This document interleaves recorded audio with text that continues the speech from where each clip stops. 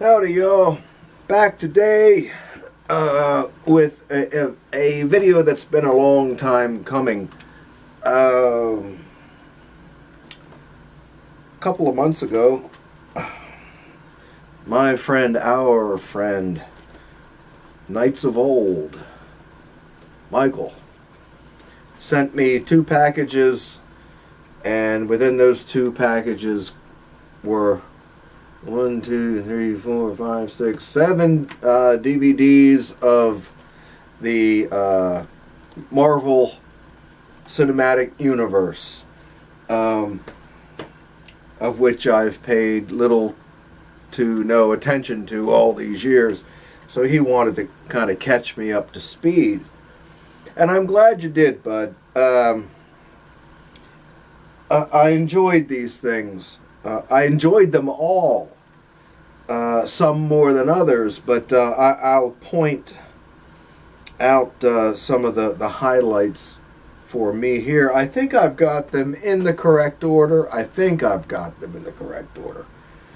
Oh, and I also have to say that Michael, Knights of Old, uploaded a video this morning showing this astonishing short stack of Golden Age Captain America books that he has. Dude, it takes a lot to get this jaded old man excited, especially when it comes to comic books, but my goodness gracious.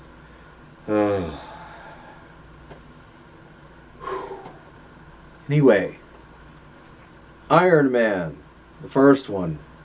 I should preface all this by saying that I saw the Tobey Maguire Spider-Man films all those years ago, and I saw the first X-Men film, and I thought all those movies were excellent, extremely entertaining.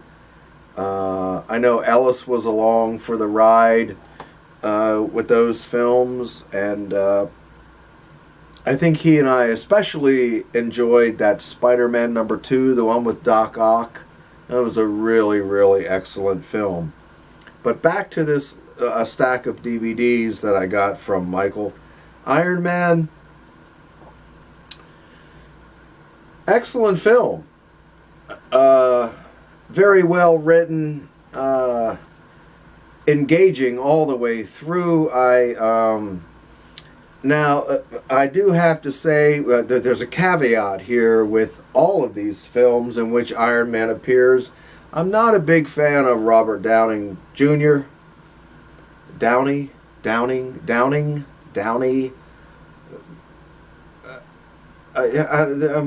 don't know.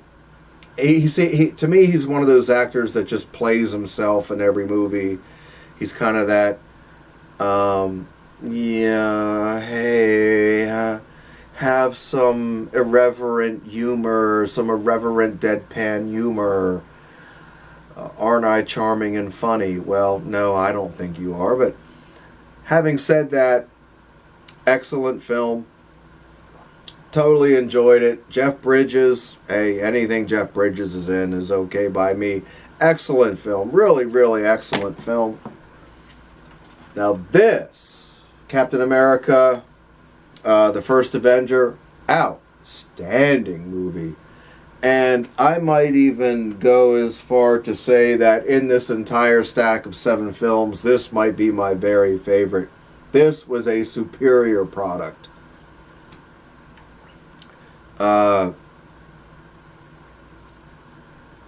You have the period scenes and all that, and then you get into the post unfrozen age and all that stuff. I love the period stuff, the war period stuff. Although I do have to say that Peggy Carter, as she appeared in this film, she was a lot younger than I think she should have been. By the time this film came out, she would have been in her fucking 80s, and they should have put an 80-year-old or 85-year-old woman in there, but I'm nitpicking. Outstanding film. Loved everything about it. The Avengers, this is another one. I just thought this thing was incredible. The perfect balance of story, drama, and humor. And action. Oh my God, the action in this film was just spectacular. Loved this Avengers film. Loved every minute of it. That, as a matter of fact, these two, the Captain America and the Avengers, are probably my favorite two of this entire stack of DVDs. I think I'm in order here because this still has the 40-cent thing on it. And number 4 is the point here when Michael sent this first stack. Yeah, Winter Soldier again continues the excellence of this Captain America saga. I remember this was extremely well written. Absolutely fully engaging plot and story. The action sequences were devastating. The guy who is it, Chris Evans, that plays Captain America, he's bloody great. Fantastic damn film, The Winter Soldier. This is where things get a little weird for me. Spider-Man Homecoming.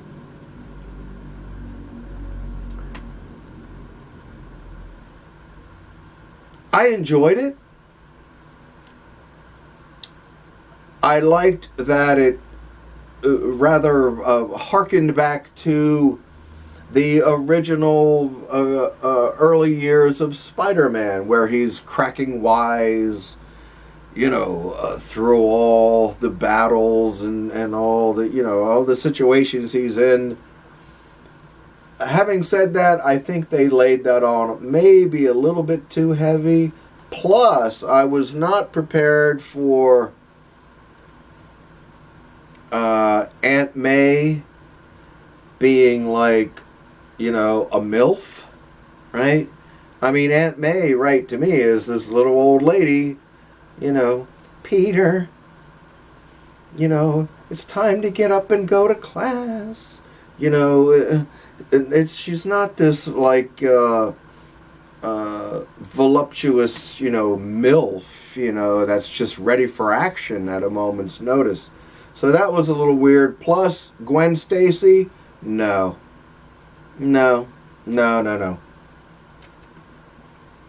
Gwen Stacy, no. Again, fun, enjoyable. It may rank at the bottom of this pile, though. There were too many things that were just too rejuvenated for the modern age or something for me. It was just, it wasn't classical enough for me. Still a fun ride. This is absolutely the most bizarre. Thor Ragnarok. I had no idea that this thing was almost a slapstick comedy. It was about an inch away from like venturing into like Three Stooges territory. I thought the humor was way overdone.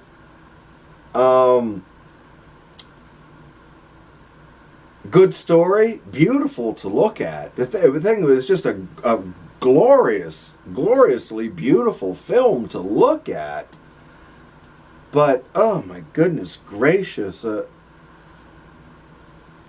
I couldn't take any of the drama seriously because, again, every 3 seconds someone's, dropping some little humorous soundbite or whatever. And it was just totally bizarre. As I mentioned in Nick's Wednesday night chat, I had to about 4 minutes in, I had to just disconnect my brain from reality and just enjoy the goofy as shit ride of this thing. It was enjoyable. I watched it a couple of times even. But yeah, flat out Marvel comedy, no, not my cup of tea. Finally, Civil War. This has enough going for it. It's a real, amalgamation of all of everything that I've just described, and it has enough going for it. There's so many characters happening here, and so many different